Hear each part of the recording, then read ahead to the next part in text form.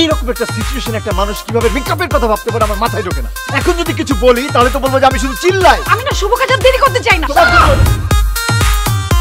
এতক্ষণে তোমার আসার সময়, গত 30 মিনিট ধরে এখানে আমাকে দাঁড় করে রাখার মানেটা কি? হ্যাঁ, এখন যদি কিছু বলি তাহলে তো বলবো যে আমি শুধু চিল্লাই। শোনো, আমি মোটেও 30 মিনিট লেট করে নামিনি, আমি একদম সময় মতো নেমেছি। তোমার আসার কথা ছিল 10টায়, আমি 10টায় নেমেছি। এখন তুমি যদি 30 মিনিট আগে এসে দাঁড়িয়ে থাকো সেখানে তো আমার কিছু করার নেই। আরে বাবা, আমি তো এখানে সে ফোন দিছি তোমাকে, না ফোন দিলে তো একটা মানুষ উপর থেকে নিচে নামতে পারে নাকি?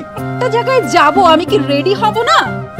হ্যাঁ, গড সেক, এইরকম একটা সিচুয়েশনে একটা মানুষ কিভাবে রেডি হওয়ার কথা, সাজার কথা এবং মেকআপের কথা ভাবতে পারে আমার মাথায় ঢোকে না।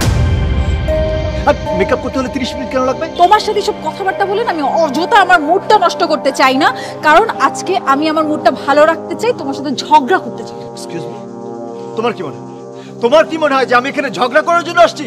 আমি সকাল থেকে দাঁড়িয়ে আছি এখানে ঝগড়া করার জন্য? শোনো, কালকে সারা রাত আমি ঘুমাইনি আজকের এই দিনটার জন্য। তারপর আগেই বোঝা উচিত ছিল যে মুডটা নষ্ট করার জন্য তোমার মতো একজন সোহানা যথেষ্ট। ও প্লিজ, আর একটা মানুষের সারাটা দিন মাটি করার জন্য তোমার মতো একটা আবিরই যথেষ্ট। রিয়েলি? হ্যাঁ, এখন যদি তোমার দয়া হয় তাহলে কি আমরা যেতে পারি? আমি না শুভ কাজ দেরি করতে চাই না। প্লিজ, এক্স্যাক্টলি আমিও না। যাও প্লিজ, তোমার জন্য